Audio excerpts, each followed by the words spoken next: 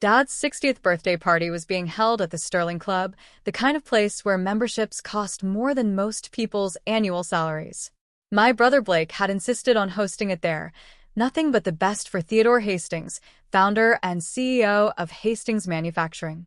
I arrived exactly on time, wearing a simple navy dress that Blake would probably call boring, and Mom would politely suggest I dress up more. But I'd learned years ago that nothing I wore would ever be right in their eyes, so I stopped trying. The ballroom was already full of Dad's business associates, country club friends, and extended family. Blake stood near the bar, holding court with his fraternity brothers and Dad's executive team. He was in his element, loud, confident, already slightly drunk at 6 p.m. Mom spotted me first. "Oh, Vanessa. You came." "Of course I came. It's Dad's birthday." She gave me that familiar tight-lipped smile. "Well, you've been so busy with your little consulting work. We weren't sure you'd make time." My little consulting work was a thriving business analytics firm with 15 employees and seven-figure revenues, but I'd stopped correcting her years ago. Where should I put this? I held up the gift I'd brought, a first edition of Dad's favorite business book that I'd tracked down after 3 months of searching. "Oh, just put it on the table with the others." She was already looking past me, waving at someone more important. I set the carefully wrapped book among the pile of expensive golf clubs, designer watches, and premium whiskey bottles. My gift looked modest by comparison, but Dad would understand. At least, the father I'd known growing up would have. I wasn't sure about the man he'd become. "Vanessa." Blake's voice boomed across the room. "Look who decided to show up. Must have been a slow day at the office." His friends laughed. I smiled politely and headed toward the buffet table, helping myself to food while trying to be invisible. It was a skill I'd perfected over the years. Blake followed me because of course he did. You could have at least tried to look festive. This is a celebration." "I'm celebrating," I said calmly. "Quietly. That's your problem, Ness. Everything's always quiet with you. No ambition, no drive. Dad built an empire and you're content running a little spreadsheet business." I took a bite of salmon and said nothing. Engaging with Blake when he was drinking never ended well. "But hey," he continued, draping an arm around my shoulders in a way that looked affectionate but felt possessive, "at least you'll be taken care of. Family's family, right? Even if you didn't earn it." I stepped away from his arm. "Excuse me." I found a quiet corner and ate my dinner, watching the party unfold. Dad was in his element too, glad-handing and networking even at his own birthday party. Mom floated between groups, playing the perfect hostess. Blake grew louder with each drink. And I stayed in my corner, invisible as always, until Dad stood up to give a speech. "Thank you all for coming," he said, his voice carrying across the ballroom. 60 years old. Hard to believe. Feels like just yesterday I was starting Hastings Manufacturing in a rented garage with nothing but a drill press and a dream. Applause. Dad smiled, basking in it. I've been blessed in business and in life. Great friends, wonderful colleagues, and most importantly, family. He gestured toward Mom, who beamed. Then toward Blake, who stood up straighter. My son Blake, who's been working alongside me for the past 8 years. Learning the business inside and out. More applause. Blake actually took a small bow. Dad's eyes found me in my corner. And my daughter Vanessa, who's always been, well, she's here tonight and that means a lot. Polite, scattered applause. I nodded slightly, used to being the afterthought. "I'm not getting any younger," Dad continued. "And I've been thinking a lot about legacy, about succession, about what happens to Hastings Manufacturing when I'm gone." The room went silent. This was what everyone had been waiting for. "I haven't made any final decisions yet," Dad said, and I saw Blake's face fall slightly. "But I want you all to know that the company is in good hands. The next generation of Hastings leadership is ready." He raised his glass. "To family, to business, and to the future." "To the future," everyone echoed. As the party continued, I noticed Blake pulling Dad aside, their heads close together in intense conversation. I couldn't hear what they were saying, but Blake's body language was urgent, almost pleading. Dad patted his shoulder and nodded. Blake's face broke into a huge grin. 20 minutes later, Blake was back with his friends at the bar, and I was close enough to hear their conversation while pretending to examine the dessert table. "It's happening," Blake said, his voice carrying that particular tone of drunk confidence. "Dad's signing the business over to me. Finally." "Seriously?" one of his friends asked. "The whole thing?" 85%, Blake said. "Keeping 15 for himself to advise, but I'll be CEO, majority owner, the whole deal. We're meeting with the lawyers next week to draw up the papers." "What about your sister?" Blake snorted. "What about her? She walked away from the family business years ago to play with spreadsheets. Dad's giving her some token payout, but the company goes to me. As it should. I've earned this. I've put in the work." "She doesn't deserve it anyway," another friend chimed in. "No offense, but she's barely even here half the time." "Exactly," Blake agreed. "Dad built this company for someone who'd appreciate it, who'd carry on the legacy. That's me, not her." They all raised their glasses in congratulations. I watched Blake's face, flushed with alcohol and triumph and certainty that he'd finally won. I picked up a small plate of dessert and went back to my corner. About an hour later, there was a small commotion at the entrance. A distinguished-looking man in his 60s had arrived, scanning the crowd. Dad spotted him and frowned. "Robert? I wasn't expecting you tonight." Robert Morrison, Dad's corporate attorney for 20 years, looked uncomfortable. "Theodore, I apologize for the intrusion, but there's an urgent matter we need to discuss. It can't wait until Monday." Urgent? "What kind of urgent?" Robert's eyes found me across the room, then looked back at Dad. "Perhaps somewhere private?" "Anything you need to say can be said here," Blake interjected, walking over. "We're all family and friends." Robert hesitated, then pulled out a folder from his briefcase. "Very well. Theodore, I received a formal notification this afternoon regarding Hastings Manufacturing's corporate structure. Specifically, regarding majority share ownership." "Yes," Dad said impatiently. "What about it?" "According to the documents filed with the State Corporation Commission, you currently own 43% of Hastings Manufacturing." "I know that," Dad said. "I sold some shares years ago for capital, but I'm still the majority shareholder and CEO." "Actually," Robert said carefully, "you're not the majority shareholder." The room had gone completely silent. Everyone was listening now. Blake laughed. "Of course he is. Who else would?" "Your sister," Robert interrupted, looking directly at Blake. "Vanessa holds 81% of voting shares in Hastings Manufacturing. She's held majority control for 7 years." The glass in Blake's hand slipped and shattered on the marble floor. The silence that followed was absolute. "That's impossible," Dad said, his face going pale. "I never sold her." "You didn't," Robert agreed. "Harold Hastings did." "Grandpa," Blake stammered. "Grandpa's been dead for 9 years. 8 years and 7 months, I said quietly, speaking for the first time. "He died 2 weeks after I graduated from business school." All eyes turned to me. Robert nodded. "Harold Hastings owned 51% of the company as founder. When he passed, according to his will and trust documents, those shares were transferred to his granddaughter, Vanessa Marie Hastings." "Why wasn't I told about this?" Dad demanded. "You were told," Robert said gently. "I personally delivered the notification to you 8 years ago. You were not in a good place at the time. Your father's death hit you hard. You said you'd deal with it later and never followed up." I watched Dad's face as memory struggled through denial.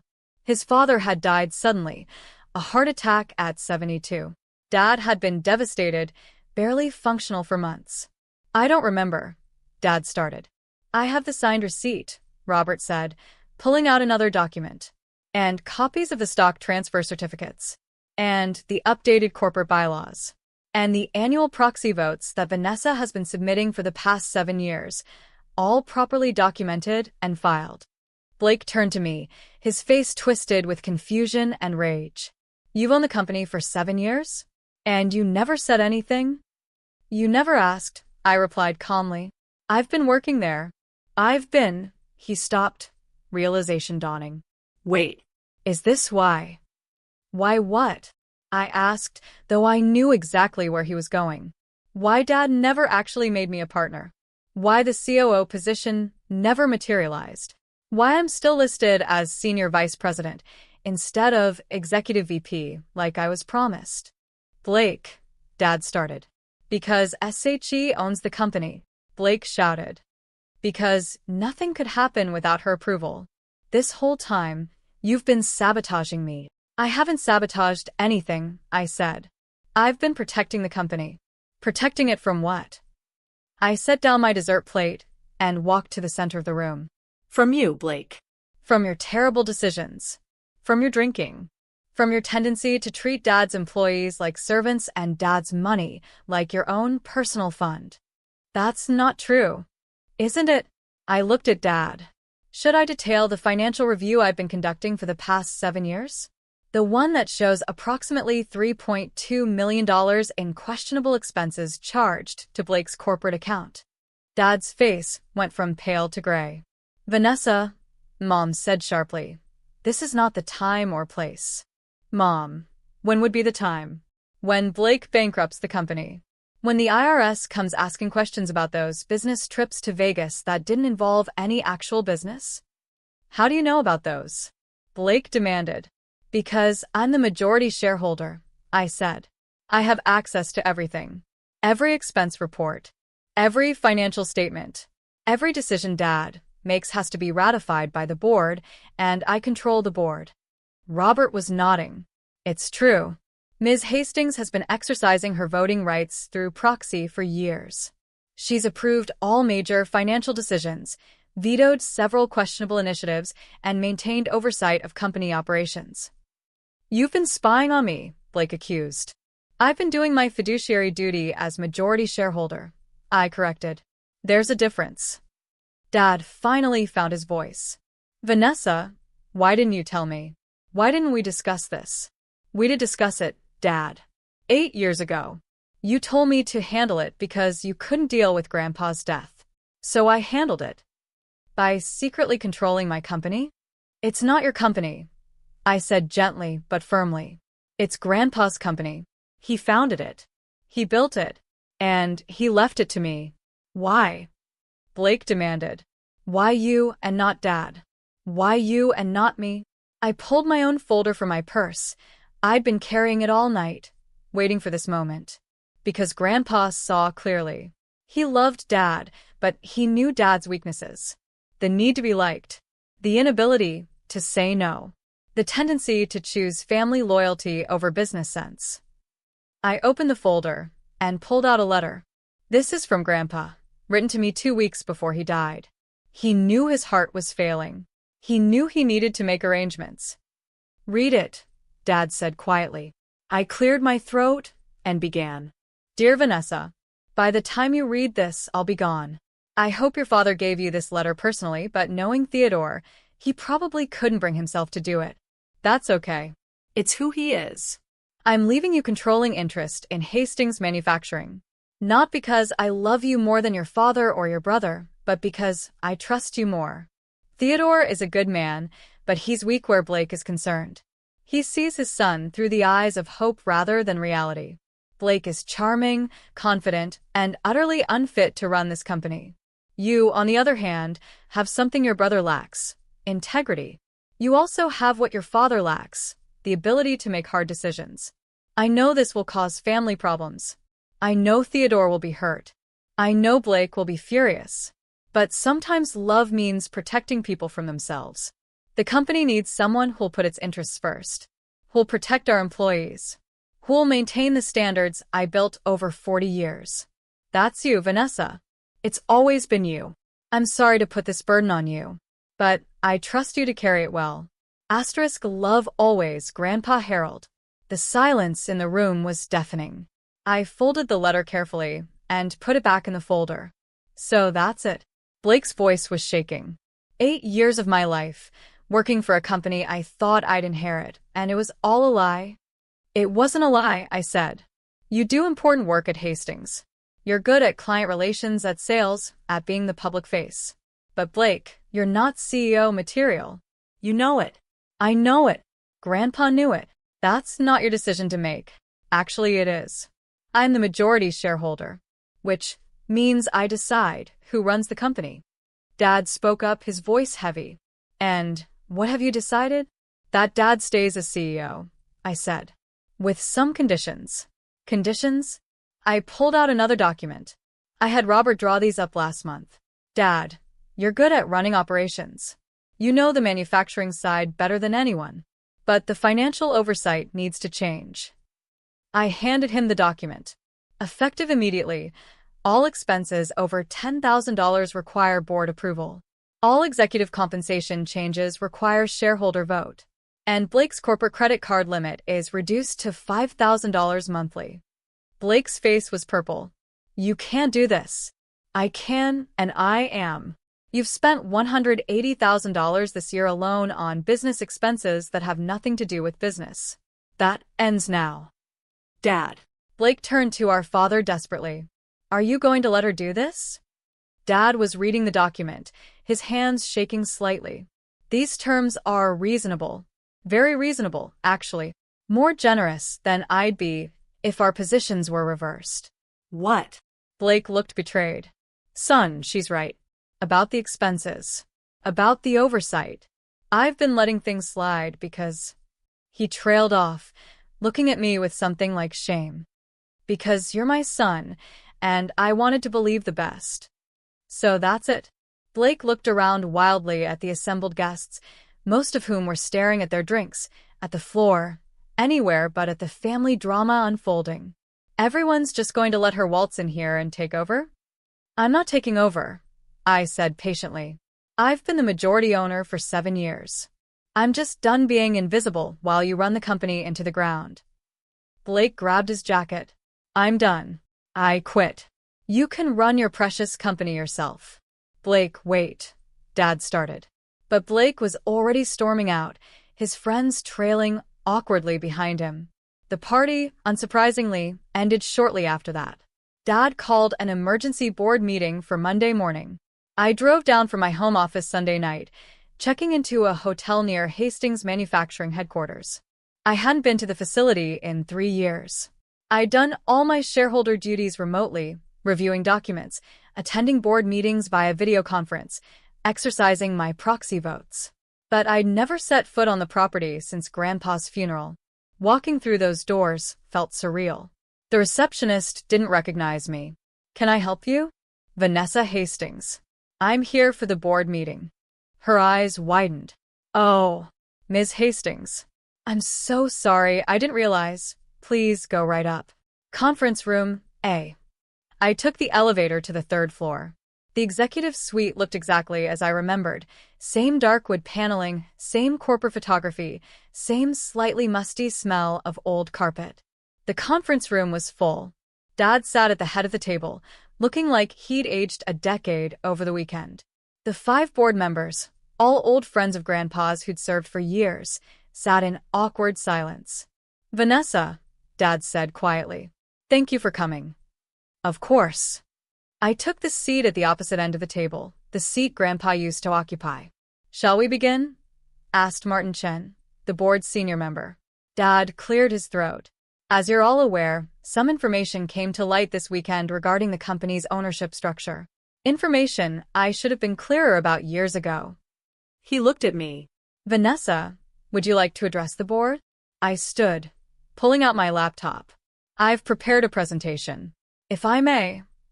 For the next hour, I walked them through everything. The share transfer. 7 years of proxy votes. Financial analyses. Blake's expense reports. Concerning patterns in company spending. Areas of inefficiency. Opportunities for growth. I'd been doing this work for years, but always remotely, always quietly. Now I laid it all out in detail. When I finished, Martin spoke first. This is thorough. Very thorough. I take my responsibilities seriously, I said. Clearly. Theodore, were you aware of all this? Dad shook his head. Not the details. Not the extent. I knew Vanessa voted by proxy, but I didn't realize she was conducting this level of oversight. Because you never asked, I said gently. And I didn't force the issue. But things have changed. Blake's spending is unsustainable. The company needs restructuring. And I can't do this remotely anymore.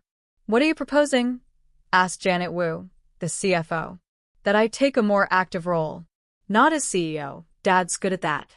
But as chair of the board. Active oversight. Weekly meetings. Direct involvement in major decisions. I looked at Dad. I'm not trying to push you out, but I can't be a passive shareholder anymore. Dad nodded slowly. I understand. And you're right. About all of it. I've been negligent. In many ways. The board voted unanimously to approve my proposal. I was officially chair of the board of Hastings Manufacturing. After the meeting, Dad asked me to stay. I owe you an apology, he said once we were alone. Many apologies, actually. Dad. Let me finish. I've been a terrible father to you, Vanessa. Not intentionally, but that doesn't make it better. I always favored Blake. Always saw him as my successor. Always dismissed your accomplishments because they weren't what I wanted you to accomplish. He sat down heavily. Your grandfather saw what I couldn't, or wouldn't. That Blake is charming but irresponsible. That you have the integrity and intelligence this company needs. That I was too weak to admit it. You're not weak, Dad. I am. Especially where Blake is concerned. I wanted so badly for him to be ready. To be worthy. I overlooked everything that proved otherwise. What are you going to do about Blake? I asked. Dad sighed.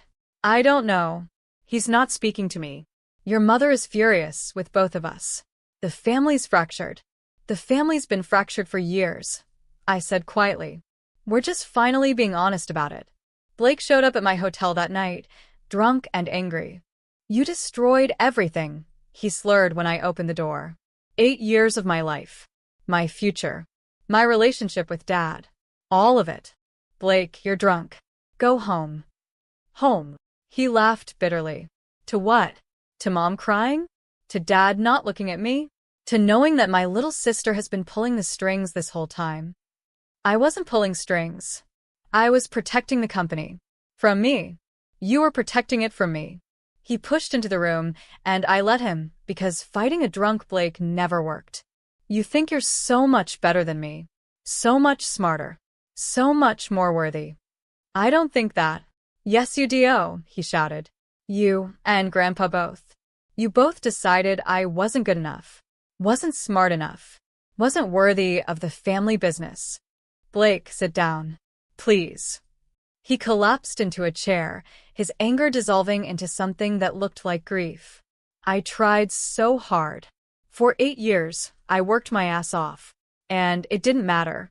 Because you owned it all along. You didn't work that hard, I said gently but honestly.